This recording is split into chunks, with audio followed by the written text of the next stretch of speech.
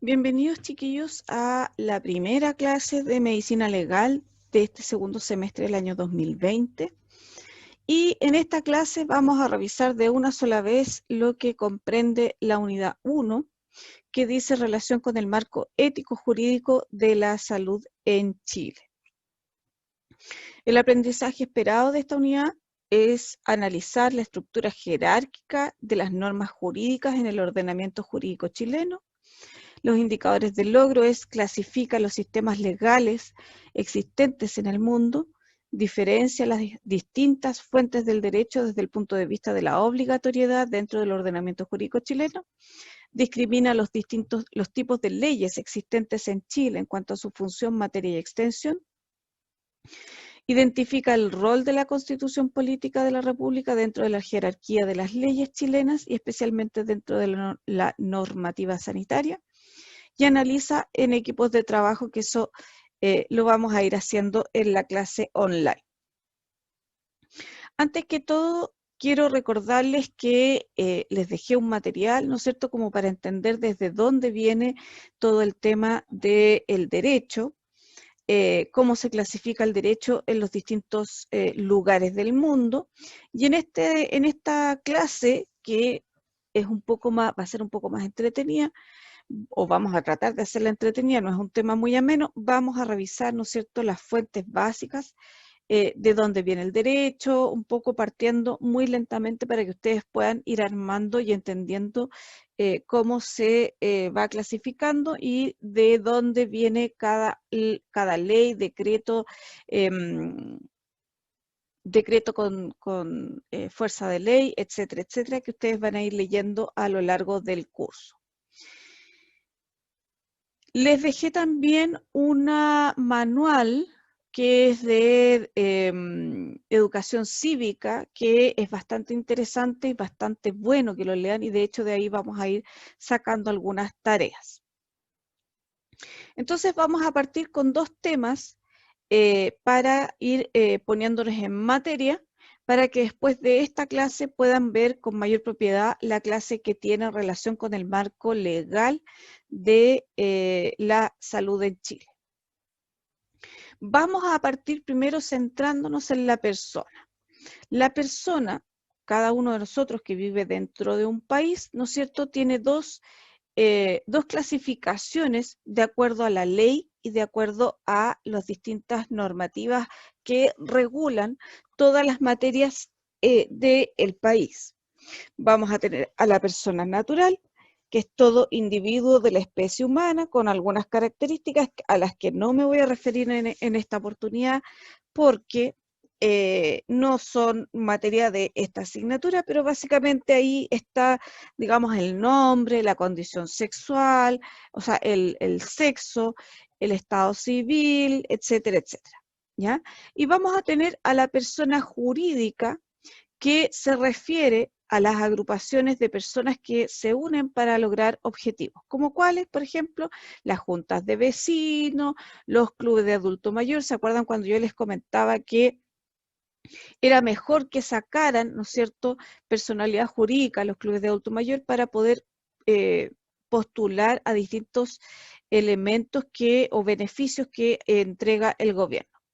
Para las personas jurídicas tenemos algunos atributos, y aquí ustedes van a encontrar algunos términos que les pueden sonar, que pueden ser atributos con fines de lucro y los sin fines de lucro. Los con fines de lucro son las típicas sociedades de responsabilidad limitada, ¿no es cierto?, una sociedad que yo armo con alguien para montar una empresa o para hacer algún otro tipo de digamos, estructura que me permita ganar dinero, y las sociedades colectivas, que también tienen relación con lo mismo. Y las estructuras, clasificación, ¿no es cierto?, de los las agrupaciones de personas que son sin fines de lucro corresponden a las corporaciones y las fundaciones, como por ejemplo las juntas de vecinos, los clubes de adulto mayor, las corporaciones, ¿no es cierto?, de ayuda al niño, no sé qué, lisiado, por ejemplo, Coanil y otras más que tienen algunos beneficios tributarios y que básicamente no están hechas para enriquecerse, sino que tienen un objetivo más bien altruista. ¿Qué tiene que ver esto con el derecho? Tenemos que entender que las personas, ya sean naturales o jurídicas, se van a relacionar con su medio. Y el medio en el que estamos insertos todos nosotros se llama sociedad. Y vamos a decir que la persona no existe sin la sociedad y no hay sociedad sin individuos. Como yo les decía, en comunidad, en las clases de comunidad, la unidad básica de la sociedad va a ser la familia. Y la familia es la que educa en relación a las habilidades de sociabilidad y habilidades sociales o habilidades blandas, ¿no es cierto?, para que esta persona que está inserta dentro de la sociedad tenga, ¿no es cierto?, una buena relación con el resto de la gente que vive a su alrededor. Pero a veces esta educación que entrega la familia como fuente primaria de la sociedad, ¿no es cierto?, como núcleo de la sociedad, no es suficiente, y para ello tenemos que fijar ciertas normas de convivencia, ¿no es cierto?, para que todo esto que se enseña en la familia y que viene con, digamos, habilidades personales, se desarrollen de forma normal, natural y sin mayores conflictos, o si hay conflictos, estos conflictos se puedan resolver de buena manera. Por eso existen y surgen las normas, ¿ya? Y vamos a decir que toda nuestra convivencia social se sustenta en normas. Y hay varias definiciones de normas, de las cuales yo les traje dos, ¿no es cierto? Una que dice que es toda regla de carácter obligatorio que manda, permite o prohíbe una determinada conducta o comportamiento al interior del grupo social al cual se pertenece. Un ejemplo de una norma, por ejemplo, es cuando yo les digo, si estuviéramos en clases presenciales, por ejemplo, que una de las normas de la asignatura o del curso de mis clases es que ustedes lleguen a la hora porque a los 10 minutos se cierra la puerta y no entra nadie más, ¿ya? Esa es una norma que nos va a permitir, ¿no es cierto?, ir regulando el comportamiento de algunas de las personas que están insertas dentro de un grupo determinado. Las normas tienen ciertas características, ¿ya? En general hay distintos tipos de normas y hay algunas normas que son aprobadas socialmente, como por ejemplo es de buena costumbre saludar cuando uno llega a un lugar, ¿no es cierto? Hay una variación de las pautas de comportamiento donde podemos entender que al llegar a un lugar uno tiene que saludar, sí, pero cómo se saluda, a lo mejor con un hola, buenos días, o con un, digamos, ahora estamos cambiando todas esas normas de contacto físico, ¿no es cierto? Ya no se saluda con la mano, sino que se saluda desde lejos, etcétera, etcétera. Hay normas que son escritas, hay otras que están dictadas por la costumbre, ya como por ejemplo, una norma que se dicta por costumbre podría ser que está normado socialmente, esto es un poco antiguo, pero estaba normado antiguamente y estaba bien visto que las personas que eran pareja, ¿no es cierto?, antes de convivir juntos se casaran, ¿ya? Pero eso es una norma por costumbre. Deben validarse y ser eficaces, o sea, cumplir con el propósito por el cual fueron estipuladas, están en base de la vida social, o sea, regulan aspectos de nuestra vida cotidiana, y existen las jurídicas que son obligatorias y son coercitivas. Y las normas jurídicas son todo lo que son las leyes, los decretos, etcétera, etcétera, donde tenemos que las normas jurídicas, las decisiones políticas se orientan a conseguir el bien común de una determinada comunidad política. O sea, si nosotros estamos determinados o decidimos vivir dentro de un país que se llama Chile, tenemos que cumplir con estas normas jurídicas que son obligatorias y además, para que ustedes sepan, se consideran conocidas por todos desde el momento en que cada ley se publica en el diario oficial. Por lo tanto, uno no puede decir, es que yo no sabía que eso era ley, es que yo no sabía, eso no se puede hacer porque se supone y se asume, no toda la gente lo sabe, pero que las leyes son conocidas por todos una vez que son publicadas y difundidas a través del diario oficial. Entonces, las normas, como una cosa general, vamos a tener otra definición que dice que es toda regla de carácter obligatorio que manda, permite o prohíbe una determinada conducta o comportamiento, ¿no es cierto? Y tiene 3 elementos importantes que son parte de la norma, ¿no es cierto? Tiene un elemento que nos dice cómo debemos ser, ¿ya? O lo que debemos hacer o no hacer. Hay pautas de corrección, ¿no es cierto?, que dice que si usted hace esto, hay que poner, ¿no es cierto?, atención y remitirse a la norma escrita o revisar un poco la costumbre. Y también si uno no cumple con la determinada norma, hay una sanción. Y la sanción puede ser de distintos tipos, puede ser una sanción de tipo ética, ¿no es cierto?, puede ser de tipo penal, puede ser una sanción de tipo civil o una sanción de tipo moral, ¿ya? Y la sanción, por ejemplo, de tipo penal tiene que ver con aquellas cosas que se escapen a la norma que tengan que ver con delitos que están tipificados en el Código Penal. Las sanciones de tipo civil generalmente corresponden en multas, corresponden en otro tipo de sanciones que están tipificados en el Código Civil. Las sanciones de tipo moral son aquellas que están tipificadas, ¿no es cierto?, por costumbre, ¿no es cierto?, o la sociedad, son, digamos,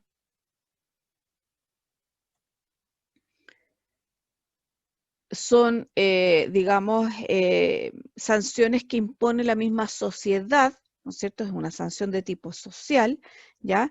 Para aquella persona que realiza un acto que no es bienvenido en la sociedad.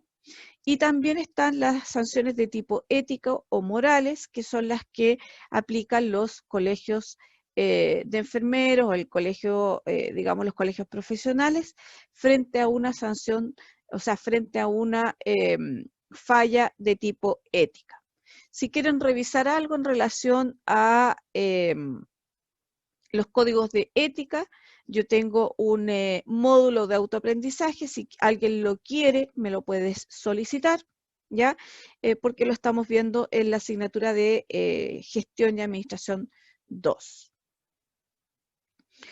Entonces vamos a tener que, hay 4 grandes sistemas normativos, como yo les explicaba, están las normas sociales, que tienen que ver con costumbres y tradiciones, regula el actuar social, o sea, cómo yo me comporto dentro de una determinada sociedad, varían según la sociedad y la época, las, digamos, normas o las, digamos, sanciones son sociales, exteriores, unilaterales y coercibles. ¿Ya? O sea, si yo me porto mal dentro de estas normas sociales, es la misma sociedad la que me va a sancionar. Las normas de tipo religiosa tienen que ver con la santidad y la salvación de las personas. Hay una sanción divina, ¿no es cierto? Se habla del pecado, y aquí estamos hablando, aquí me faltó el derecho canónico, ¿no es cierto? Que lo vamos a ver al final, cuando veamos todas las gamas del derecho que hay. Y hay un actuar externo y de consecuencia. O sea, si yo me porto mal, cometo un pecado, ¿no es cierto?, voy a tener una cierta consecuencia que está establecido en las normas religiosas de acuerdo a cada religión. Las normas morales son pautas de orientación de vida, ¿no es cierto?, tienen que ver con el discernimiento de la conciencia, tienen que ver con la dimensión personal y hay una dimensión social o de interacción y generalmente las normas morales son las que regulan, ¿no es cierto?, el comportamiento profesional de la gran mayoría de las profesiones que están regulados por un código de ética o un código deontológico. Y las normas jurídicas, que son las que a nosotros nos interesan en este curso, que son obligatorias, ¿no es cierto?, permiten la existencia del Estado, porque para que haya un Estado tiene que haber una normativa detrás. Usan la coacción, o sea, si usted no se porta bien, le va a pasar tal cosa. Son heterónomos, o sea, aplican a una gran cantidad de materias y son temporales. Tienen un tiempo de acción determinado y hay normas jurídicas o leyes que se van derogando y otras que van cambiando con el tiempo. Una frase importante es que la moral persigue el perfeccionamiento del hombre desde la perspectiva de su bien personal y temporal. Acá tenemos una tabla que nos hace ver más o menos estas cuatro fuentes del derecho, ¿no es cierto?, o tipos de derecho, y tenemos la norma religiosa que regula la relación con Dios, los demás y uno mismo. Las promulga Dios, se supone, ¿no es cierto? Quien debe cumplirlas son creyentes, los creyentes de esa religión, ante quien se responde ante Dios. ¿Cuál es la sanción? La propia conciencia o un castigo divino, ¿no es cierto? ¿Y cuál es su finalidad? La salvación del alma o de las personas. Las normas jurídicas, ¿no es cierto?, regulan las conductas permitidas y restringidas, conductas permitidas, restringidas y prohibidas. Quien las promulga la ley, que esta es la que a nosotros nos interesa. ¿Quién debe cumplirlas? Las voy a marcar inmediatamente para que no se nos pierdan, ¿no es cierto? Aquí. Estas son las que a nosotros nos interesan más para esta materia, ¿no es cierto? ¿Quién las promulga? Las promulga la ley. ¿Quién debe cumplirlas? La comunidad completa. Ante quien se responde ante los tribunales.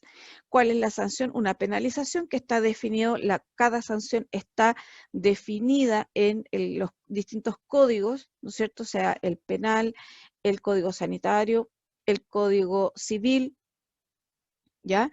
Y hay otros códigos más a los que no me voy a referir en estas clases. ¿Cuál es su finalidad? El bien común, o sea, que las personas logren tener una buena convivencia y que todos salgamos beneficiados de ello, ¿ya? Las normas sociales, tenemos acá que están, ¿no es cierto?, determinadas que regulan las costumbres y tradiciones, están promulgadas por la sociedad, o sea, no están escritas específicamente. Quien debe cumplir, la sociedad completa, ante quien se responde ante la sociedad. ¿Cuál es la sanción? Burla, aislamiento, señalización o las famosas funas, ya que es como ahora es como la forma moderna de la sanción social. ¿Y cuál es la finalidad? La armonía social. Y las normas morales, que tienen que ver con valores personales, que aquí están los códigos de ética, que las promulga las personas, ¿no es cierto?, quien debe cumplirlas, las personas o los profesionales, ante quien se responde ante sí mismo, y yo agregaría acá ante los colegios profesionales. ¿Cuál es la sanción? Remordimiento, y también hay sanciones de tipo ética. ¿Y cuál es la finalidad? Lograr la perfección profesional. ¿Ya?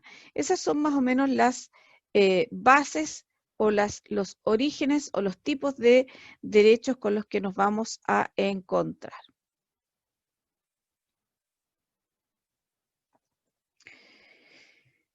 Vamos a tener entonces que el derecho, ¿no es cierto?, tiene tres aspectos importantes. Cada uno de nosotros tiene un contacto cotidiano con el derecho. Cada acción que nosotros realizamos está regulada en alguna ley que está definida por el gobierno, ¿no es cierto? Y en este caso los organismos legisladores, ¿ya? Por ejemplo, si yo voy a comprar el pan, me tienen que dar una boleta y yo tengo que pagar un IVA. Y eso está establecido por ley, ¿ya? En el derecho económico eso está claramente definido. Surge para establecer las normas, ¿ya? Y las leyes permiten igualdad formal. Por eso que la figura de la justicia es ciega, ¿no es cierto? Y por una parte tiene una balanza donde dice que todos somos iguales ante la ley y hay una sanción por el otro lado con la espada, ¿ya? El derecho en un Estado moderno es, por lo tanto, el conjunto de normas y de conducta obligatorias establecidas o autorizadas por el Estado mismo y respaldadas por su poder. Por lo tanto, todas las normas jurídicas son obligatorias de cumplir. Pero, ¿qué es el derecho? El derecho viene de la palabra directum o dirección, ¿ya? Y tiene dos características importantes. El primero tiene que ver con que hay un derecho que es objetivo, que tiene que ver con un sistema jurídico de un país que está establecido, ¿no es cierto?, por las leyes. Y ahí viene, ¿no es cierto?, también lo que es el derecho subjetivo, que es adquirido solo por ser persona, o sea, yo tengo ciertos derechos por ser persona, y ahí están los derechos humanos, el derecho a un trato digno, el derecho en materias de salud, etcétera, etcétera. ¿Ya? La importancia del derecho es que es un elemento de coordinación, armoniza la convivencia de los hombres, sustituye el uso de la fuerza por los de la razón, ¿no es cierto? Es pacificador y establece una seguridad jurídica. ¿Y por qué se dice que sustituye el uso de la fuerza? Porque antiguamente los códigos antiguos, ¿no es cierto? Si ustedes leyeron algo de los documentos que les dejé, habían, digamos, leyes. Está la ley del talión, que es la ley judía antigua, ¿no es cierto?, que decía el ojo por ojo, diente por diente. O sea, si alguien me robaba a mí, yo tenía el derecho de hacerle lo mismo. O en sus casos más extremos, por ejemplo, en el antiguo Egipto, cuando se encontraba a alguien que había robado, se le cortaba simplemente la mano para que no lo volviera a hacer. Y eso está también establecido en un código muy antiguo, que es el Código de Hammurabi, que es el primer código de derecho que se estableció en el mundo o del cual se tiene, digamos, algo de información. ¿Ya? Por lo tanto, en estos momentos ya no se cortan las manos, no se hace justicia por uno mismo, sino que se sustituye por ciertos castigos, ¿no es cierto?, que no sé si serán más humanos o no, pero de alguna manera le entrega a las personas la, digamos, seguridad de que nadie nadie puede ejercer la justicia por sí mismo. Ya no estamos en el Far West, como se diría. El derecho, su misión y su fin tiene la búsqueda de la justicia y señala derechos y deberes. El derecho, entonces, es la regulación externa de la conducta de los hombres tendiente a establecer un ordenamiento justo de la convivencia humana. Y vamos a tener dos clases de fuentes específicas. Vamos a tener las fuentes reales o materiales, que son factores que influyen en la creación y contenido de las normas, ¿no es cierto? Por ejemplo, la ley Emilia, ¿no es cierto?, que fue influida por este hecho de este atropello que surgió esta pequeña de nombre Emilia, y de ahí el nombre de la ley. Y también vamos a tener las fuentes formales, que son las distintas expresiones que se manifiestan, en que se manifiestan las normas jurídicas en la vida social. ¿Ya? Y vamos a revisar entonces las fuentes formales del derecho chileno en una pequeña tablita, que es esta, donde vamos a tener las fuentes formales que tenemos en primera instancia y en orden de jerarquía, ¿no es cierto?, de más importante a menos importante: la Constitución política, la ley, el Tratado Internacional, el derecho con fuerza de ley, el decreto ley, el reglamento, la ordenanza, la instrucción, la jurisprudencia, la costumbre y la doctrina jurídica, que son tres elementos que no necesariamente están escritos, que se los voy a marcar acá, pero que de alguna manera se consideran fuente del derecho, ¿no es cierto?, y que en un juicio pueden ser utilizados como para dictar ley, ¿ya? Dictar justicia, perdón. En cambio, las fuentes materiales, tenemos quienes influyen en que las leyes se produzcan o la orientación que tienen las leyes. Tenemos el presidente de la República, alcaldes, jefes de servicio público, Congreso, autoridades judiciales, Corte Suprema, Tribunal Constitucional, organismos públicos como la Contraloría, Servicio de Impuestos Internos, la Superintendencia. Y también aquí está, ¿no es cierto?, las fuentes, dentro de las fuentes materiales están los hechos que pudieran ser de importancia pública o social que determinen que alguno de estos personajes que está aquí impulse algún proyecto de ley. Ahora, vamos a revisar un poquito más en profundo las fuentes formales y vamos a tener en primera instancia, y aquí están por orden decreciente de importancia, la Constitución Política, que es la ley fundamental de la organización y funcionamiento de Estado y de las potestades, ¿no es cierto?, poder, derecho y obligaciones públicas o derechos fundamentales, ¿ya? La ley propiamente tal, que es la declaración de la voluntad soberana que se manifiesta en la forma prescrita por la Constitución, ¿no es cierto? Manda, prohíbe y permite. O sea, no hay ley si es que no hay Constitución. Y la Constitución es la que nos dice cómo tenemos que dictar esas leyes o cuáles son los puntos importantes que tenemos que tener presentes para poder dictar las leyes. Tenemos los decretos con jerarquía de ley, ¿no es cierto?, que provienen del Poder Ejecutivo, que son estos decretos con fuerza de ley que dicta el presidente, por ejemplo, ¿ya? Los decretos, perdón, me salté. Están los decretos con jerarquía de ley que provienen del Poder Ejecutivo, que ahí vamos a ver la división de los poderes del Estado en alguna diapositiva más adelante. Están los decretos con fuerza de ley que están dictados por el presidente previa delegación hecha por el Congreso sobre determinadas materias de ley. O sea, el presidente no puede ponerse a dictar leyes a conveniencia, sino que tiene que haber una facultad, una delegación desde el Congreso para determinadas materias, no todas. Y el decreto de ley que está dictado por el presidente de la República sin autorización del Congreso, que ahí es cuando entran en conflicto el presidente con el Congreso, porque hacen un decreto de ley el presidente, pero son decretos habitualmente transitorios y que tienen contadas materias que son las que puede regular. Después tenemos los tratados internacionales, que son acuerdos internacionales entre estados, escritos y regidos por el derecho internacional. Por ejemplo, el tratado de... hay uno que es el de Baviera, creo que estoy casi segura, pero hay varios, digamos, dentro de ellos están, por ejemplo, los derechos del niño, los derechos humanos, etcétera, etcétera. Todo lo que sean materias que sean superiores a un Estado propiamente tal. Está la potestad reglamentaria, que es la prerrogativa, una gracia o privilegio, ¿no es cierto?, por la que las administraciones públicas pueden crear normas con rango reglamentario, es decir, normas subordinadas a las leyes, ya sean reglamentos, decretos o instrucciones.